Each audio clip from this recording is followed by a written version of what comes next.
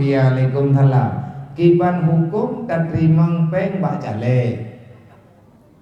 Apabila lihat tajuk peng hana tatok. Terima kasih ya dia. Ya ulang pengok. Yang kena hukum. Mana aku dengar tu puji pegang peng kacok kapilih be kepengun ke.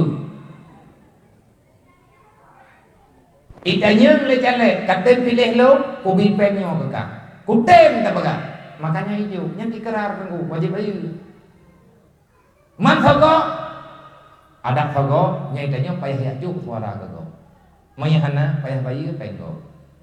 Karena dia orangnya kali kucok, hana kuto pergi ya pulang. Kabe dia, ya minta pela ini yajuk lago. Ego kubur ibalah. Kata pengut lagi tanya manusia. Anjirnya tahu sahaja. Yang pegang oleh almarhum ayah, orang paling buruk dalam dunia antara lain orang yang dicapai di saat beracara pilih pemimpin. Yang dipegang oleh ayah buruk. Manusia yang tidak bisa dipercaya adalah ada orang yang tega mencari kekayaan, mencari uang di saat pada acara memilih pemimpin. Yang anggoti negara pegang ayah. Menyanyi akan terjadi dalam mudik tanya selama mantan tak kumpulnya selamanya nunggu nanggro tanya anggot. Memijuk pilih jelek bagi kenapa ya? Tanya tak pilih pemimpin kekal pemimpin kau tak pilih pemimpin roh tak pilih kau yang dipeng dari bagayang. Dan hana payah teriak blog tanya. Itu dengan tak pilih pemimpin. Cuma tanya tak harap bak calon pemimpinnya. Baik pengut kedanya matakan, baik ya denther kedanya matakan. Suara tanyoi berlay, tanyoi denther. Dipilih bahasa Rabu. Nyan hana etika seorang pemimpin. Orang yang mencalonkan dirinya menjadi pemimpin, kita memilih, dia menawar, tawaran dengan yang menawar itu harus sesuai. Artinya sesuai dengan nilai kebaikan.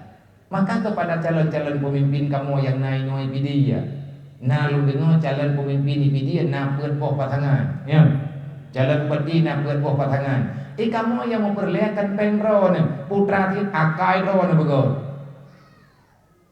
Baiknya pengun kamu, menyatu pengun kamu dosa ron dengan Allah. Kamu tabah hana rencana pengun ron, mana mendak.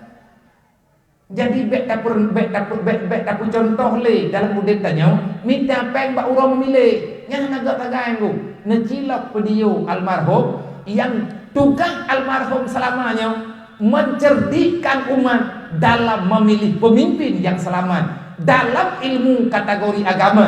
Insya Allah menurut masa akan selamat kedai. Kalau gubernur ayah gebubut politik kedai orang malam bicara kedai.